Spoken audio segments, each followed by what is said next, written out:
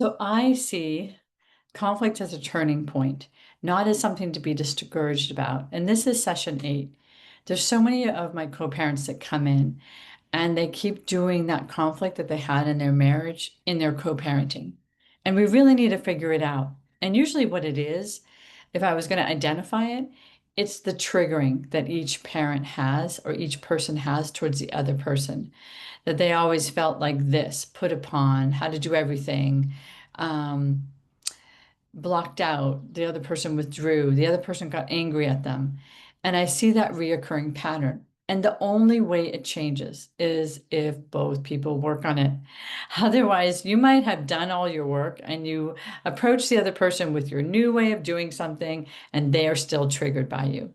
So it's important to look at, because these dynamics, even if you move into a new relationship, and you're going to get triggered by something that's like, my ex used to do this. And whenever they do that, you'll be triggered. And it's really important to explain what it is that's happening to you and really to do your own work around it. What's the work? It's self-regulating. It's knowing that you're triggered first, right? And getting yourself back to center. Nothing happens until then, and then discussing why you're triggered and finding and being very dedicated and committed to finding a new way to talk, to act, to rely on, right? So if you've been disappointed a lot in your relationship, and maybe this started back in your childhood, maybe the trigger goes back that far, that you're not going to resolve this trigger if you still have it. It's like we're not going to resolve the trigger if we still keeping the same dynamic and the same person to play it out with.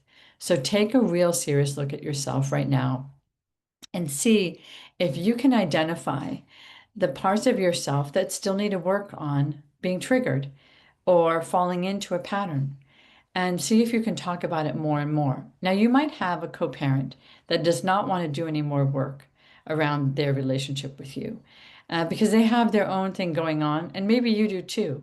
But if it's reoccurring, keep working with it. Meditate about it, talk about it, and apologize about it if you feel like it's your trigger.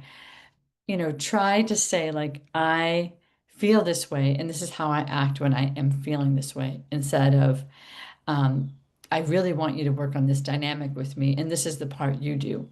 Because you might not have that level of engagement after years of co-parenting. So we have to look at the continuum of not hooking someone in, but letting them go and doing our own work when we feel uncomfortable. So this is not about perfection, right? It's not about a perfect picture of co-parenting. What it is about is you really making a commitment to your own growth so that you can evolve. And your kids and your family and your co-parent will see that. And that will give them a breath of fresh air to do something different. So that's my message for you in session 8.